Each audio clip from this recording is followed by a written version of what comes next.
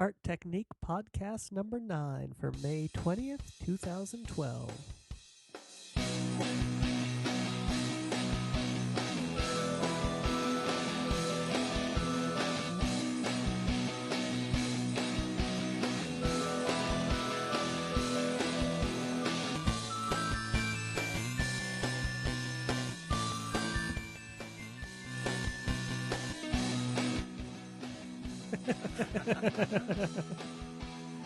Oh, he started us again. He did?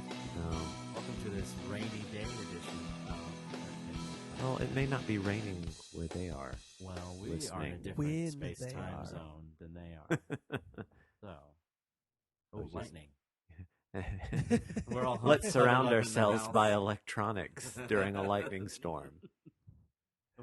Where we are in our particular time and space, it was raining quite a bit, and so now we're all Nice subject-verb agreement there. what? Nothing. Go on. We're going to be one of those things on 1,000 Ways to Die. 3 guys put on headphones, surrounded themselves with recording equipment and computers during a lightning storm. The lightning entered the house through... Pretty much Yeah. anywhere. Oh boy. I like to think that we'll all just get radio-based superpowers. That was the other option I had. I thought maybe our consciousness would all fuse together into some sort was of a nice- super thing. Pluralizing. Yeah? Are we all at work? So one of us can hear really well, and one of us talks really loud, and one of us can, broadcast into information systems. And one of us will be devilishly handsome. Superpower I've always wanted. That would be a really awesome superpower.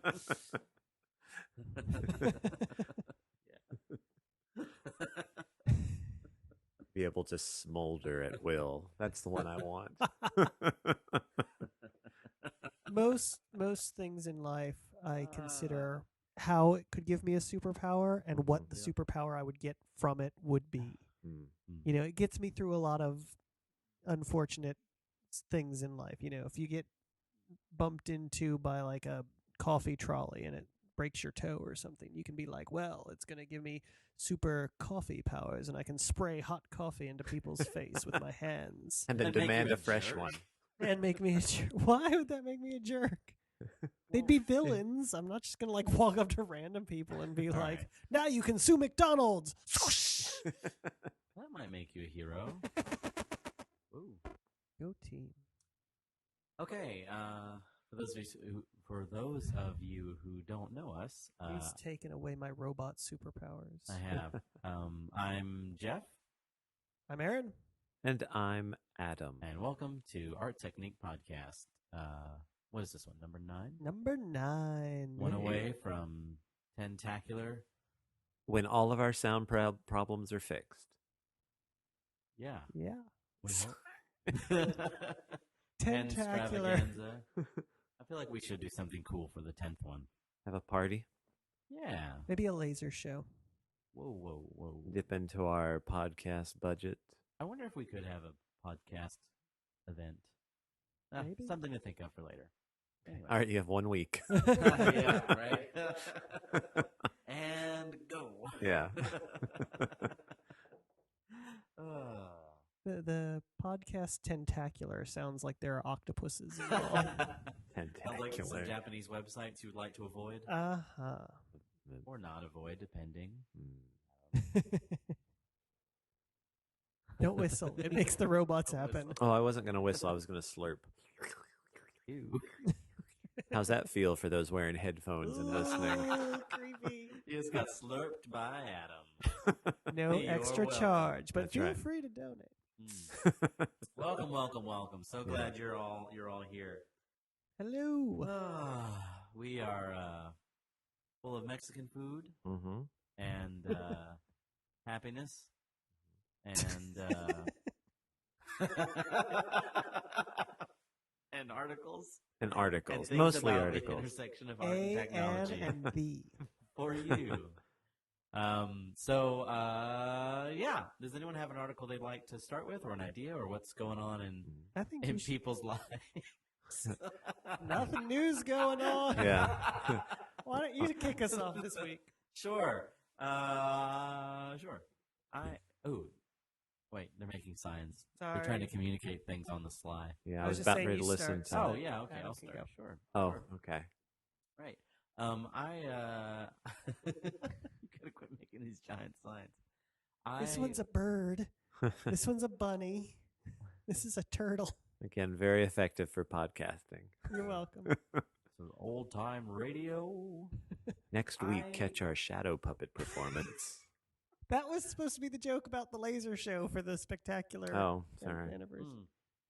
I see. Go I on. figured the lasers would create distortions in our sound recording equipment, so they'd How be would able to they- experience it in a way. How would they be able to tell it apart from the distortions of the other 9 episodes? Oh, Let's Oh, I kick made off with, myself sad. yeah. Video games. Video games. There are a couple of cool, really artsy games that have something in common. A few things in common.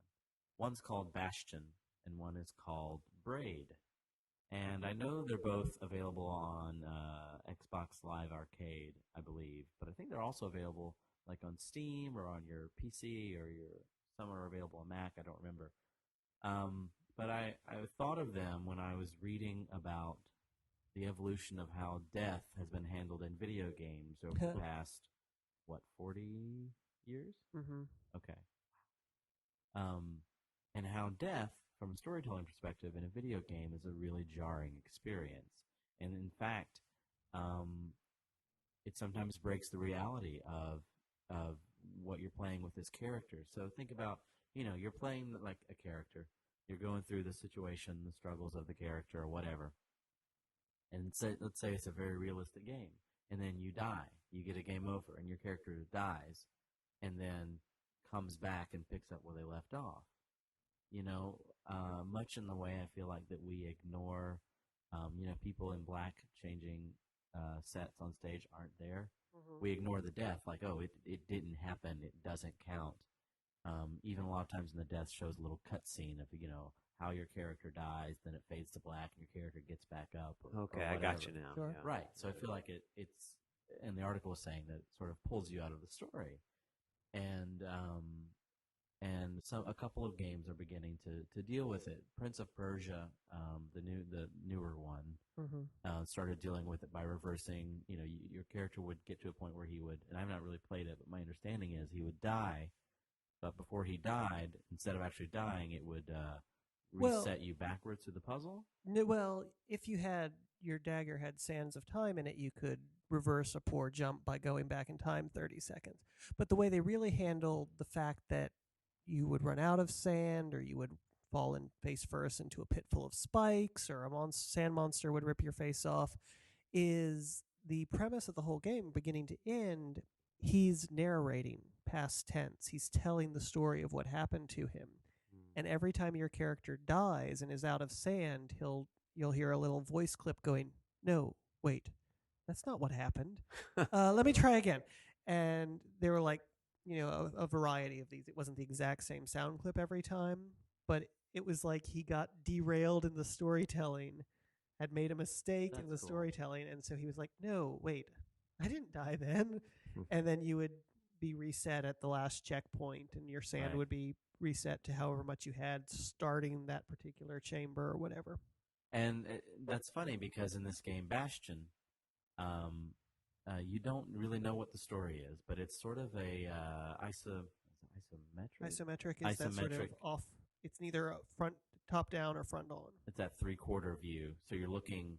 It's like everything. It's like you're looking slightly above the world and off to one side.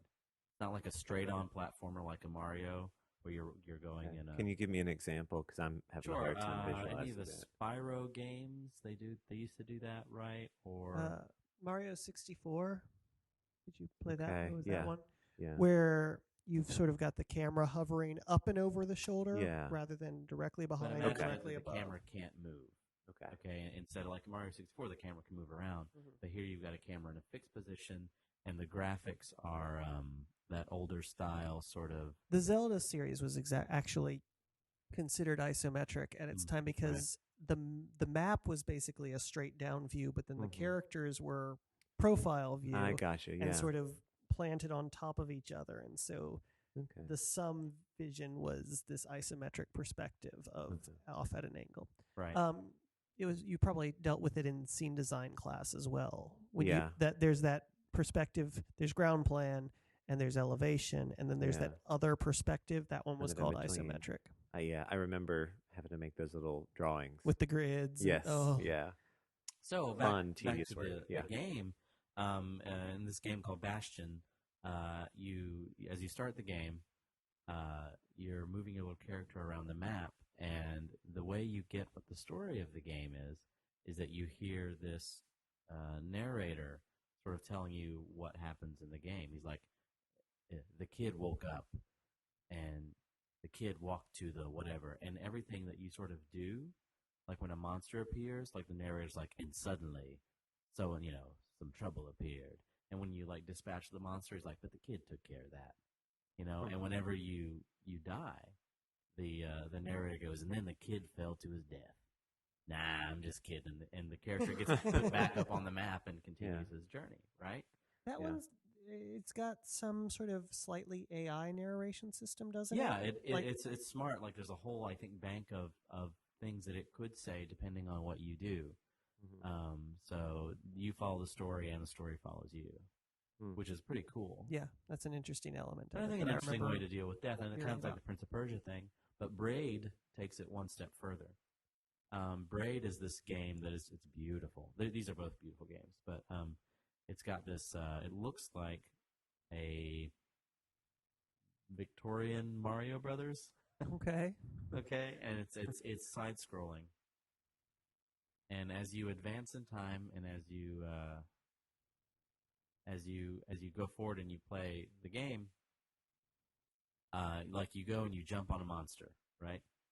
And let's say that you jump on a monster and then another monster hits you and you would die. Instead of dying, I think everything kind of stops and turns gray, and you're told to hit a button. And when you hit the button, it rewinds your character's actions until you let go of the button, so that you can repeat or fix your mistake as often as you need to. Only we had it in real life. Right, and so that's a cool way, because you never really per se die in that game. Yeah. But not only that, so you learn that you can reverse time in that way, and then they get more and more complicated, saying, okay, so that's how you know not to die. You can reverse time, but now we're going to throw puzzles at you that you can only answer these puzzles by choosing when to start and forward time. I remember reading this one now on Ain't It Cool? So it One of the is people cool. posted. Yeah.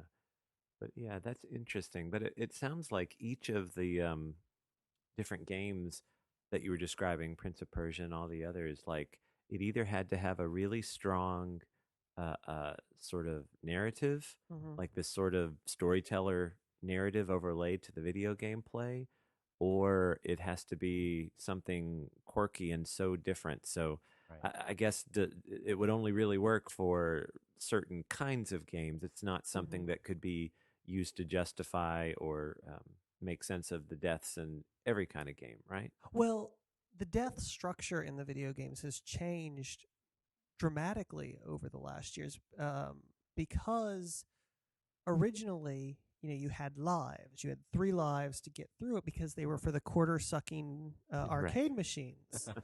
And if there was a way to continue without paying extra quarters, then it wasn't benefiting the arcade at all. Right. So all of the original games had a life structure. You have 3 ships to blast all the aliens. You have 3 Marios to get through all of the levels. And then as we switched to home systems, that became less useful and, in fact, inhibitive to gameplay in some ways, because the challenges became about punitive results. You did it wrong, haha, you're dead, you have to start over, which is frustrating and dissatisfying, particularly on a home system where you're sitting there, and you can get more involved in the stories because there can be stories. In an arcade game, when you're playing 15 minutes at a pop because you're playing by the quarter, they couldn't really do deep game stories because they weren't guaranteed to get hours of your attention. They were getting seconds of your attention or minutes. So And that's better for them because they get more quarters. and it's better for them, but it's worse for you as a player. Right. The longer you're with the game, the more you want to have a story out of it. So the death structure had to change, but then gaming had to go through this process of how do we add a challenge if the player isn't going to die. And LucasArts, their point and click adventure games used to be really unique amongst that genre because you couldn't die, you couldn't really paint yourself into the corner. King's Quest would you could fall off a cliff, you could go into the room with the wrong equipment, and you would have to replay hours worth of the game because you had made the wrong choice. LucasArts, from early in their structure, even in the point and clicks, had arranged ways to get, they would keep you from screwing yourself completely over so that they wouldn't be frustrating their player, their audience, their participant in this storytelling. In fact, they had one time where they had a joke about you seem to die in front of everybody else and as part of a puzzle, and they look at each other and go, "He died, but isn't this a LucasArts game?" And of course, they were very self-referential at certain points. But anyway, so this whole death structure changed, and how do you add challenges if it's not death? So now we're still trying to address that problem. We've got combat games where you have regenerative health. There used to be the health packs all over the place, or very infrequently in some of the more frustrating games. But now it's regenerative health, and if you go hide in the corner for a while, your health bar refills. But it's still a difficult challenge for the game developers to address. I mean, you almost see no games with a life system. Like every 3 lives, you have to continue, which doesn't make any sense without quarters. Except Mario, which gives you like 1 million, and they're completely inconsequential. But because it's part of the but it's Mario, so it's fun. You and have to have lives, yeah. I think it's funny how often like extra lives or I died is such a common. It's just a trope. It's just a thing that is. Yeah. You're making an interesting point. I just lost it. Yeah, something about making a challenge without it being death. No, it'll come to me. No. Crap. So that is a continuing obstacle, and as you add an overall story, you get these options to be saying that you're looking at the story from the back. The end backwards or whatever. But again, you're right. There are only certain structures that'll work in modern warfare, where the idea is that you're right there in the middle of a battle. Then death is part of the challenge, but then how do you keep the player going in such a way that it's like you feel like you've been punished? How do you address that again? How do you restart the momentum? That's interesting, but I guess as someone who doesn't play a lot of video games, me neither. I hardly ever. Anyway, sorry. That I just something I've never thought about, setting up a system where you want to make it challenging so the stakes become somewhat real or real within the universe of the game, but not making it so frustratingly difficult that the user wants to just give up. Stop, yeah. Mm-hmm. And it's interpretive dance. It's that difference between challenge and punishment, Yeah. I was thinking in some of the more in-depth kind of RPGs, I think Final Fantasy 4 maybe was famous for this. I can't remember. Where Chrono Trigger, I know there was a moment or two in some of the other games. Anyway, where you work characters' deaths into part of the story and part of the ultimate ending. Like there's one because game, you've got a team, you can have as the story arc losing certain members of the team. Yeah, there was like one game where you if you still get sort of the bad ending even if you beat the game and collect all the whatevers if you don't have your whole party with you.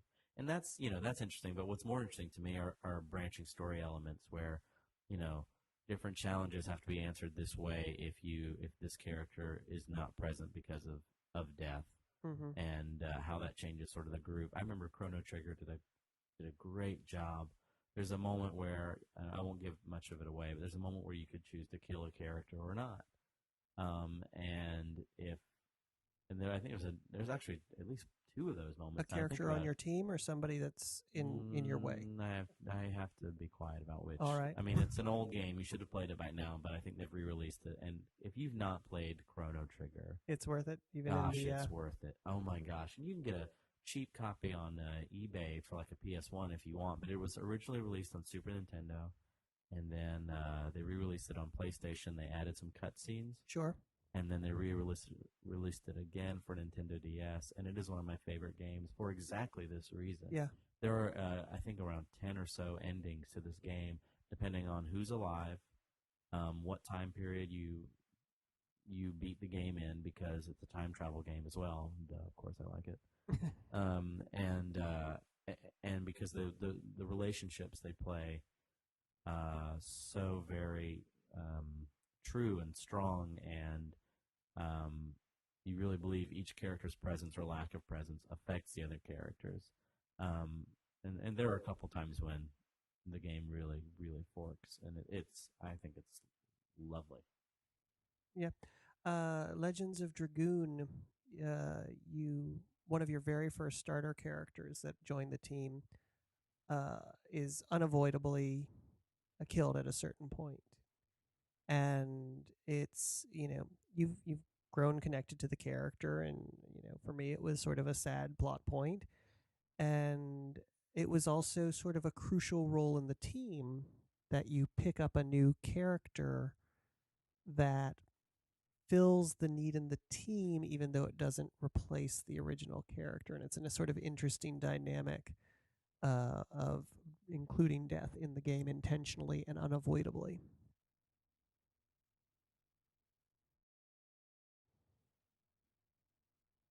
So who's got another thing? We've talked about video games for a little bit. Yeah. But who's got Adam. something else? I have something. I'm gonna talk about how I got to this Sure. Music. article. Talk about. I'm gonna talk about music. the journey that led me to this idea. So, you know that song by Journey? No. And we can't sing any Journey, right? I can't. Have you heard me try? I meant for legal reasons. Oh, But right. No, he can't sing That's them why. for legal reasons. It's a public health hazard. Yeah, that's right. I made a brown tone. Oh.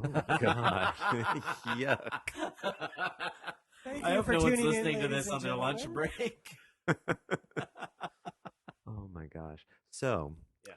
a Yes. couple, it was a week or two ago, I was listening to that song by Gotye, that somebody that I used to know.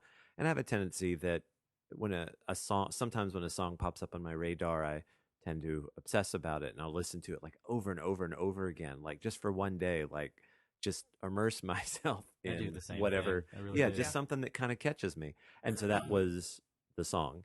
And if you've ever seen the video that goes along with it, it's absolutely fantastic. It's almost like this stop motion thing where the singer is there, and sort of piece by piece, brushstroke by brushstroke, they paint these geometric shapes on him.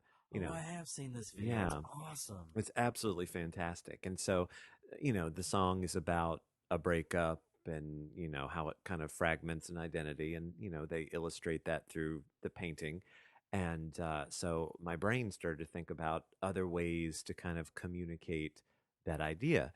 And specifically, there's a project that Helen Varner and I have been contemplating working on. A friend of ours introduced us to this series of paintings that she has done over the course of, I think it was like a 12 or 15-year period. And each painting is a portrait. I think there's 9 of them. Each painting is a portraiture of a man and a woman sitting there, and it reflects a relationship that she was going through at the time. And each one, while it has basically the same man and woman, subtleties begin to crop up in each of the paintings. And so the painter brought it to us to see if there was some way to develop it into a performance piece. So for the last couple of months, anytime I hear a song that I feel kind of suits the piece, I start playing with it in my brain. So that's how I got there. So now I'm listening to this song, and I start to think, okay, how can you still demonstrate that relationship, but not, recreate what they did in the video? And so first off, it was a dance, of course, because it's a great way to very quickly throw out, a relationship. A dance between Every two time people. I dance, I throw out a relationship. And so, I saw the dance and started choreographing in my head, and then I started trying to figure out how to heighten it a bit. And so it was fabric, and the dancers tug a war between the fabric and wrapping Wrap up their bodies in together. it, yeah, and just all those different ways. And I was like, but there's got to be something else. And then I remembered those little pocket projectors that they're selling right now. Like they fit in the palm of your hand. You can hook them up to your Mac. They're awesome. Yeah, and I was actually thinking about one because I need one for my classroom, and they're fairly cheap. And so that's why I was aware of them. And so I was thinking about if you use projections that the dancers could have these things in their hand, the projectors, and you could project the images onto maybe the bodies of some of the dancers at certain moments, onto the fabric, and incorporate all three of these elements together. And and then it just happened that I came across this video, and it's which led me to somebody else, this man named Klaus Obermeyer that I'm going to talk about in just a second. But I want to at least mention the group that I came across first. It was the Danish Dance Theater, and they did something exactly like this about 3 years ago, where they incorporated projections and dance, and they had projections on the set, and they were somewhat interactive with the dancers. The projections could track the dancers' movements, um, and but then also the sets were also projections, and they just did an interesting job of blending all these things together.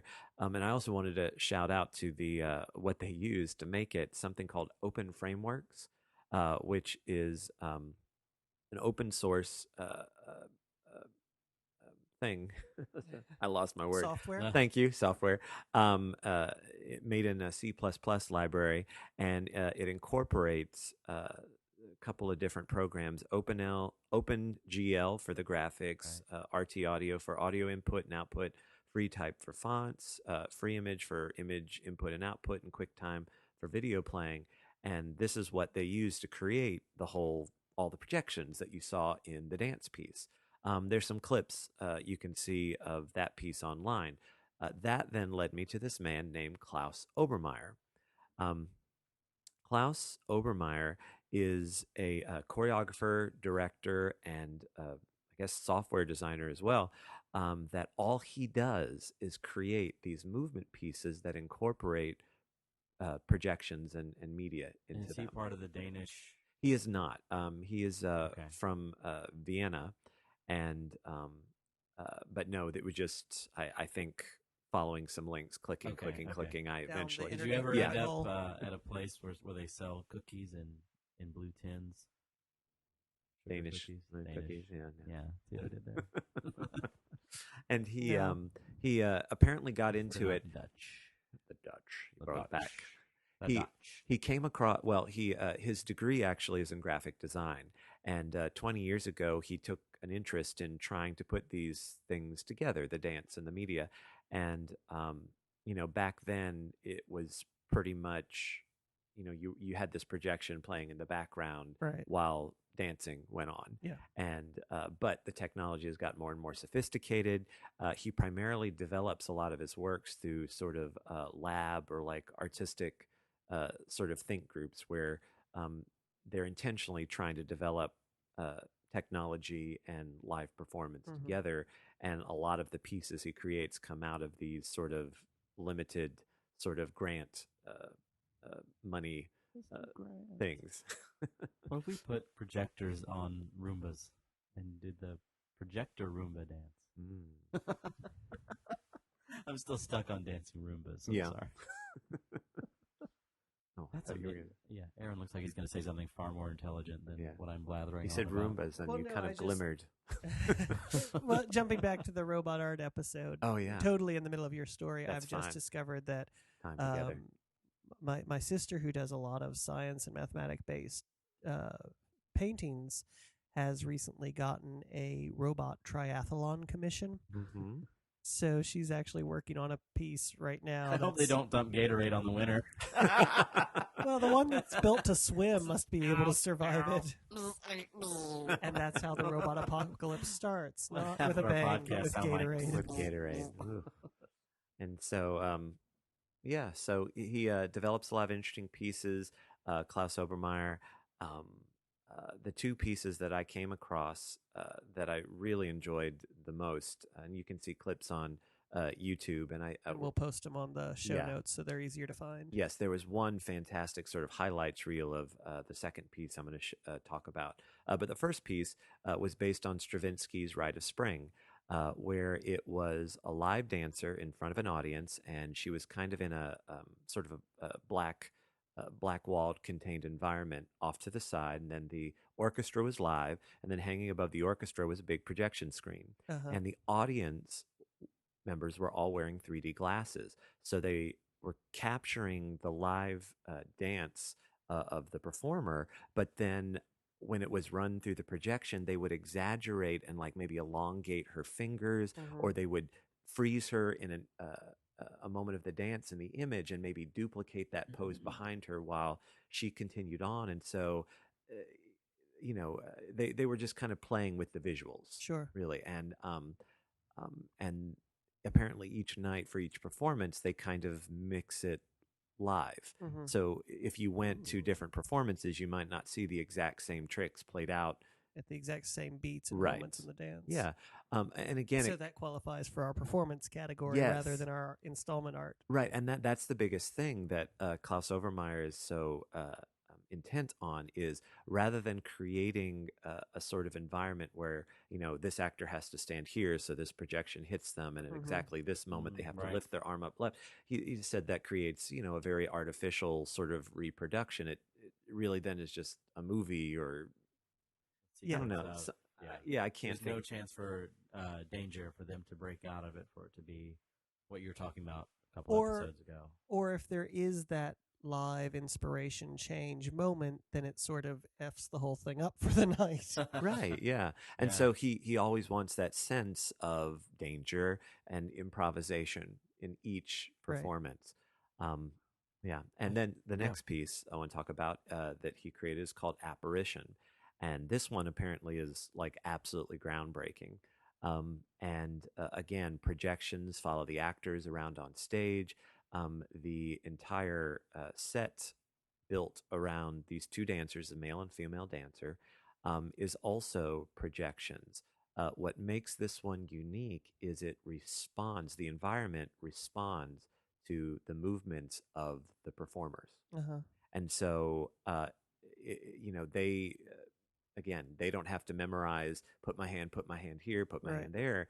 They move their hand up at a certain point, and the wall of light that they're reaching out for will shimmer or bend or Mhm. twist Oh, wherever their arm has hit on, the It's like field. those This is things at the really- mall. really ups my hopes for Predator the musical. That's my most successful impression. That's well done.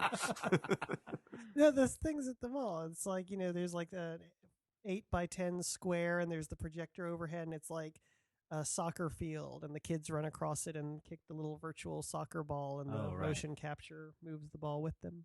I have You've no never idea. seen I've never those? seen that, but I feel like you could open up a possibility to have these projections overlap with fractals. Uh-huh. So, like, you've got the dancer. I was fascinated when you were talking about the dancer being able to be frozen in time while the real dancer keeps going. mhm. But I feel like, that is a shape that, I wonder if you couldn't. I mean, this would be really Fractal the trippy, dancer. but fractal the dancer into a pattern that pulls out and then becomes the background, almost in the way pixels would resolve to an image. And it catches up where the dancer Yeah, is yeah, now yeah. And as it live renders this yeah, photo montage. that'd be neat. Yeah. Anyway, but you were Yeah, just and again the highlight reel from Apparition, which we're gonna post a link to, Yeah. is absolutely phenomenal. Like there are just moments where uh, uh, the two performers at one point are frozen on stage, and they've got projections on them that are horizontal lines, and then the set around them or the projections around them are all strong vertical lines. And even though the performers are completely still, it's all these strong vertical lines. The vertical lines start moving, And as they begin to move and shift around the performers, it gives the sense that the performers are moving within your depth of Right. field. Optical illusion style. Yeah, it's Very just cool. absolutely It's the old trick amazing. used with new tech. It's a Piper's Ghost kind of thing. Yeah. So, so again, just something I'm excited about doing, in maybe a limited sense, if we can get the handheld projection idea to work for Yeah. what we're doing, and if nothing else, go out and look at what Klaus Obermeyer is doing. It's absolutely phenomenal. Yeah. We tried to do a 3D set one time, as in 3D glasses, not like actually constructed set. We were doing Rocky Horror Yeah, I Show. remember you talking about that. And so we were trying to sort of incorporate as many of the callbacks to that era of horror film as possible. And so we talked and played with and explored the idea of what if all the set pieces were totally flat, but painted in red blue 3D. And so as the audience came in, they were given red blue 3D glasses and with their popcorn and everything. And so the actors would be working in a flat environment that was artificially 3D only in the glasses. Did it work? We got some progress in sort of our samples and trials and things, but we were out of time and resources to actually do the entire show that way, which is sort of a horrible ending to this story, I know. But well, I wonder if there's a challenge with, I don't know how deep your house was, but the distance apart between those lines of the blue and the red are different as you adjust further and back, right? And it needs to be a certain ratio, doesn't it? I would assume so, but a movie theater has 70 rows, so yeah, that's true. That's true. 70 is probably more than enough. How many? 20 rows? But does it matter too? I mean, because if what Jeff's talking about, because a film, it's a flattened image, and so the whole depth of field is compressed as opposed is to an upstage flat got to be a different ratio than a downstage flat. We never got that far, but it was funny. Before we had red and blue glasses and stuff, we had our gel swatch books, and we found a red gel that works and a blue gel that works, and pulled them out to either side, and we're sort of holding them up like opera glasses in front of us, working with the research and stuff. That's cool. Fantastic idea, though. Yeah. I'd still love to pull it off someday. I don't know what other show it might be really great and applicable for, but when I've got a great team of talented painters and designers, I really want to try it someday. What if you had, it could be as simple as drops, or it could be as differently simple as basically a giant psych-sized, I guess rear projection screen that each drop you go into, each scene you go into is a different line drawing in red and blue, depending on where they are. Yeah, and you just switch out the projection image. Yeah, the little comic books that released for a while. Yeah, I remember I had to deal with the depth of upstage, downstage, and the flats. You've got one. This is where the 3D is, but it still affects the rest of the room. Yeah, that's cool. I don't know what the right answer is, but it's still an appealing little brain tickle that I want to go back to someday. Yeah.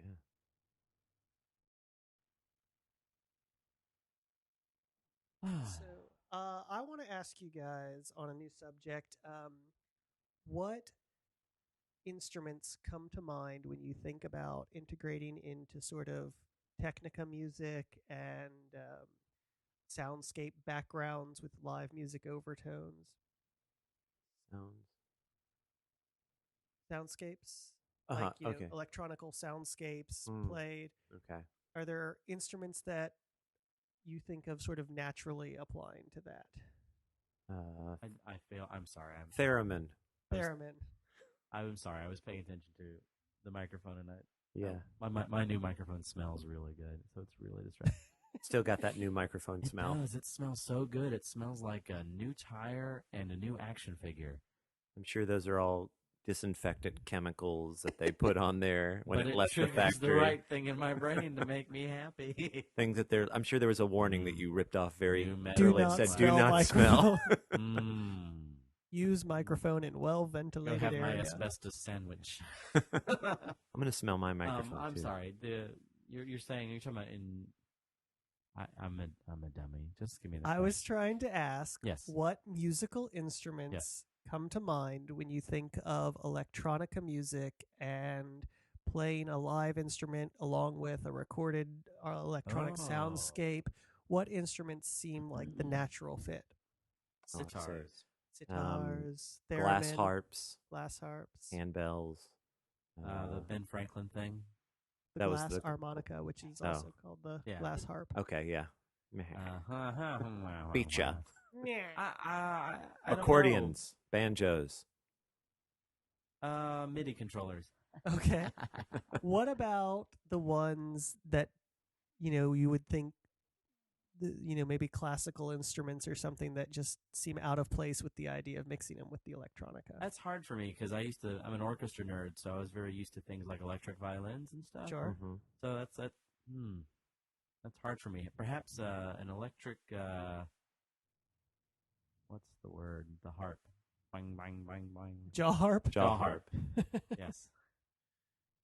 Anything that doesn't seem like? I don't know. I mean, I assume that you could make anything electric, and that would Well, it's blend not necessarily in. making the electric. instrument electric. Like Right. one of my fun listening bands has an electric bagpipe, which I think is a great Oh, Yeah. I forgot about that. You showed a off video of kilter. that. Yeah, has an electric bagpipe, and it's not like electric the same way an electric guitar is, Mm-hmm. where it's the sound is picked up electronically rather than acoustically. Mm-hmm. Yeah. It, I think, has an electric bellow basically that keeps it inflated all the time, so that they can right. go very quickly through reels and stuff, and it just constantly plays rather than having to be inflated. Who was that band that you saw in London that had the electric? Was it? I don't know if it was a cello or a upright bass that they could jump with because it was harnessed to them. That was that was actually a classic bass cello that she had, but it was exactly on a harness. They were called Babito. And we found them as a street performer in Covent Gardens. And I was looking down through Covent Gardens, and I saw this group of string instrumentalists stretching, like acrobatically stretching, getting ready for something. But they all had two of them had violins, and one had a cello that was hot pink, and she was strapping it onto her body, and they all hit the first note together as they leapt into the air and did a split in the air as they drew the bow across the instruments Wow, for the first time. that's And then they cool. then proceeded to perform a 20-minute classical orchestra or quartet set while doing acrobatics. Mhm. Like they were running up banisters and leaping over each other, and they were quite interesting. They wanted to be ready to be the first quartet to go to the space station to perform at the And they were going to classy. jump there themselves. Yeah, they wanted to be ready. But I actually ran into a group recently that had one that I hadn't considered as an electronica style instrument, and they both played classical orchestral flutes along with electronic soundscapes. And so they created these soundscape environments that they then played and mixed live underneath their flute duet, and they are called flutetronics. And I just found it sort of an interesting element of exactly what you were saying, Adam, in that you can do it with any instrument Yeah. if you sort of explore that route. And they've made this little band that they've got some national attention because they are from New York and they were playing here in Atlanta. And it was a very interesting experience. I was actually mixing the sound for them, and I discovered that it's hard to tell when you're mixing a technical electronica band live whether it's feedback or part of the soundscape.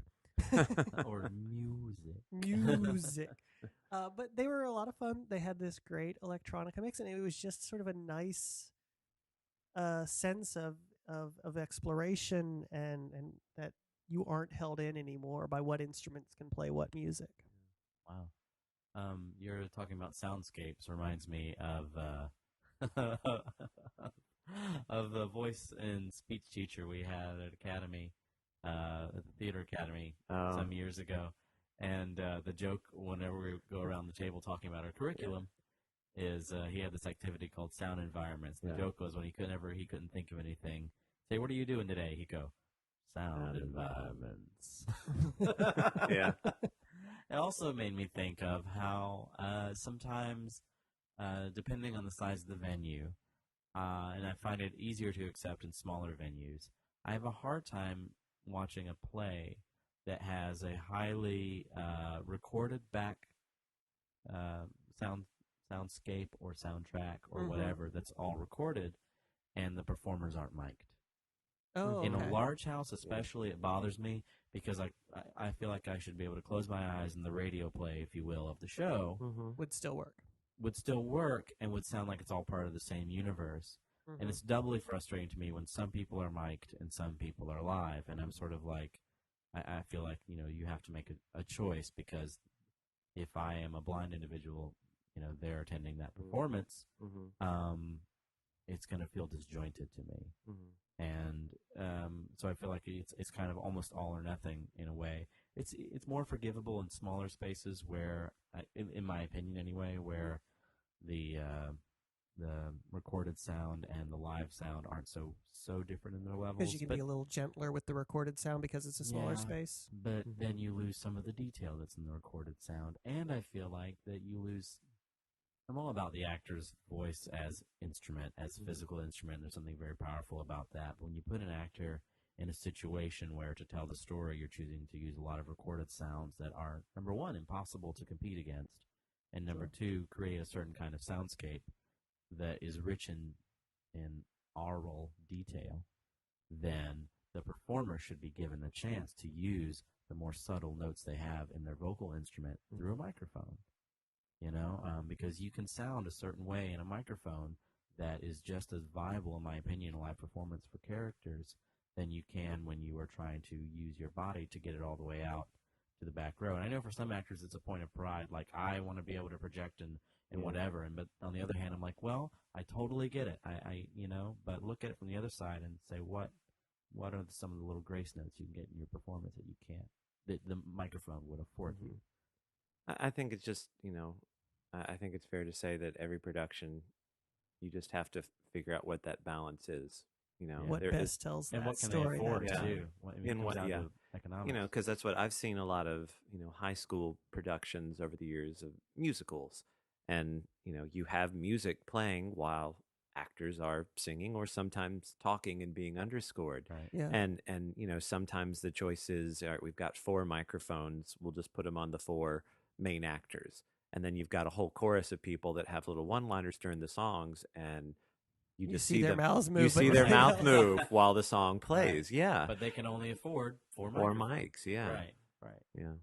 Well, I think it's interesting that in a film, you really come to expect and are used to hearing a constant musical background. Yeah. And that in theater, it almost can't work with a constant musical background. Well, but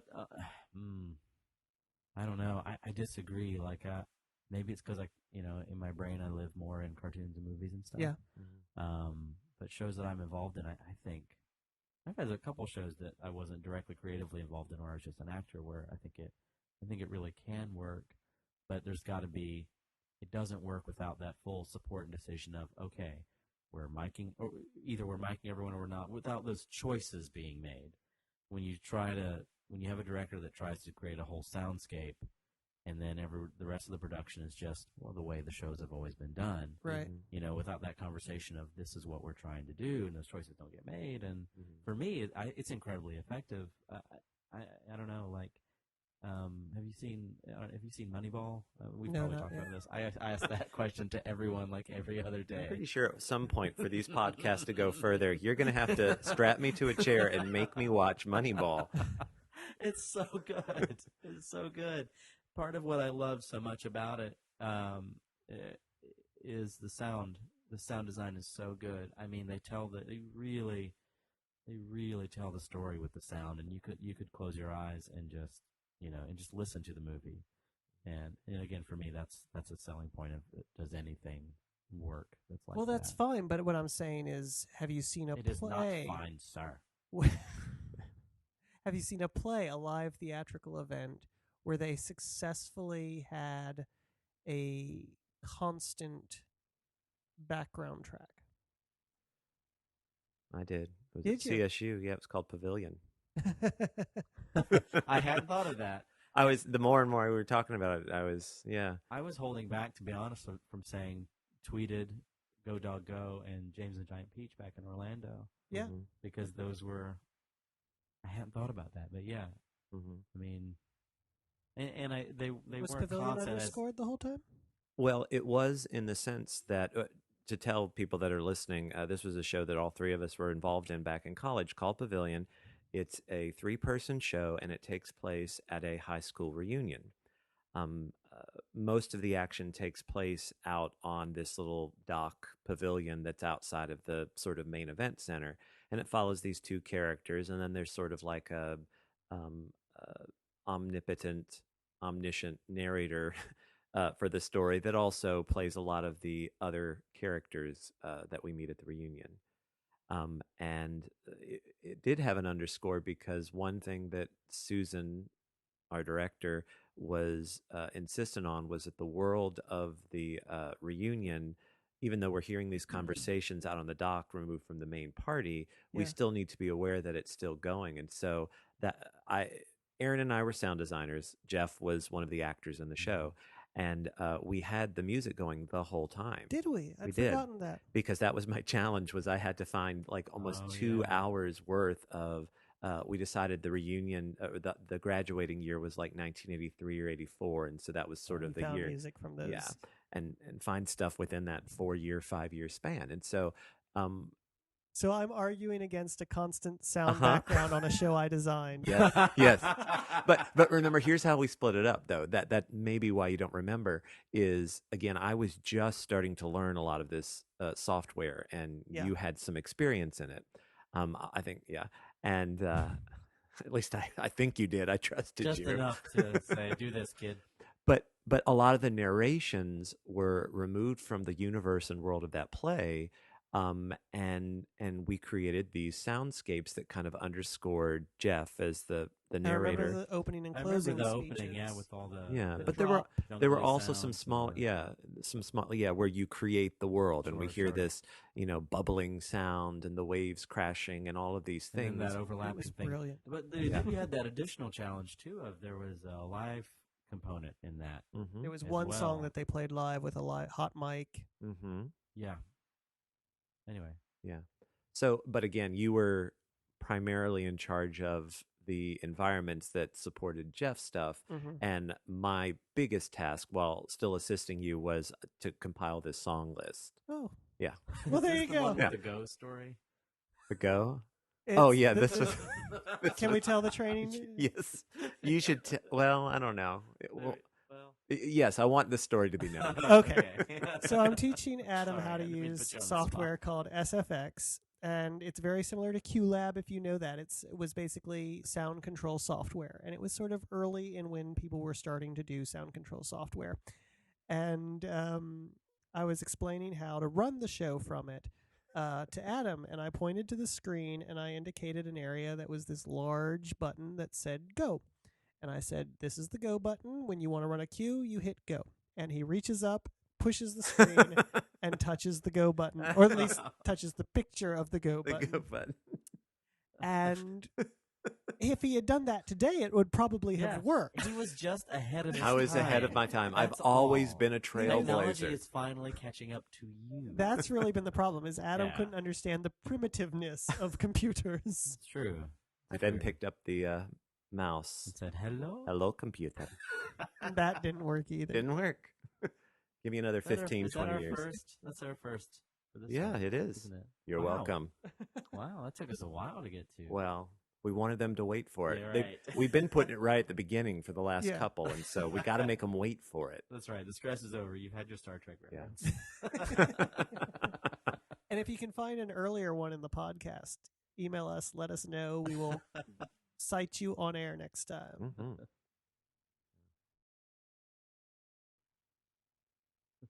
Speaking of next time, I think we are running out of time for this week. Yeah. I think Anybody so. have It's any- sad. Makes me sad. This Oh, was a good I'm one. so glad we. Oh, I didn't even talk about that thing that I'll talk about next time. Well, you got to There's a have story fodder about- for next week. About an angry blogger. Ooh. Ooh. They're all angry. Do you blog, Jeff? Is this a confessional? No. Oh. No. Nothing's gonna change the world like angry bloggers. I want to blog so bad, but like Yeah. I have a bunch of anecdotes that I would like to write about, but because of the community, I Yeah. feel like there's things that I want to write about that I- I can't. that I'll is get busted. that is exactly why I've had a couple of people say that they would read something if I wrote it, just from some of the Sure. pieces I've done at Sure, No yeah, Shame and yeah.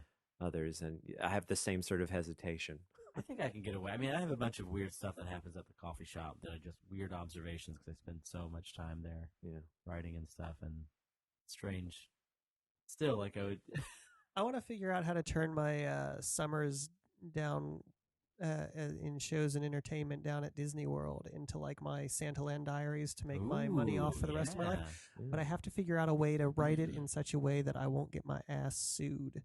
Because Right. I'm pretty sure. Create a fictional. Yeah, it's going to have Yeah. to be like a fictional theme park equivalent. Oh of- yeah, that you can't talk about the Yeah. things that I can't, I signed back in things your cast and days. swore blood oaths. Ooh. You Sacrificed a green-blooded child to Vulcan? the Small World ride. You're a me. child? Not There's anymore. a child inside of all of us. Not Mine anymore. is clawing and screaming, Screaming for me to just get shoot out. it. Let me out or kill me. One or One the or the other. other. I can't be stuck with this guy anymore. Oh golly. Okay, well, tentacular after this. All right. Number 10 is coming. Will you be there or will you be square? Oh, they'll be here. The question is, will we still be here? Well, But hey, yeah. making it to 10 episodes is not a bad kickoff to I this know. whole It's a nice project. little You milestone. can hear the studio's firing all of us. Yeah, Our we'll be replacements. replaced on Remember when you episode said 11. number 1 that this is just the pilot and we'll Yes. all be recast? Number 10, it'll be. who Write knows? in. Tell Polar Studios you want us to stay in the podcast. I don't know. What? I'm trying to think. Well, now I think I'm just. Who's This is gonna no play longer you in the becoming. Yeah, who's podcast? going to play me in the next podcast? My vote is for Sam Rockwell. Ooh. yeah. We should just get like 8-year-olds. And they can just talk about. Just talk about Star Trek and Whatever video they wanna games. talk You're about. fine. Oh, that's an interesting idea for a podcast. You know, like our 8-year-old selves talking Right. about what we Like thought we're the the future was ex-babies or going to be. something? Yeah, Jeff already killed his 8-year-old self. I did. Yeah. Bag boy. yeah. Whatever. He can be He'll resurrected get better. No one's per letting the him video comics. game. No comments body, no earlier. death. That's right. No body, no death. That's right. Well, we hate to say game over to this one, but it's okay because we'll respawn next week. That's nice. Nice. Yeah. Thank you very Did much. you just make that up? I did. Wow. Just now. So, yeah. I'm not. All I'm right. sincere. We should sign off. Yeah. I think. totally You know what I love? mean it. Long, languishing goodbyes. Yeah. Those are my they're the favorite. Best. I'm Aaron, and I know things about Disney. I'm Jeff, and I'm languishing in this goodbye. I'm Adam, and the keyboard. How quaint. With an Irish Oh, little rest in peace, James keyboard. Stewart. How quaint. Toity, toity, toity. Told you not to put a leprechaun in charge of engineering.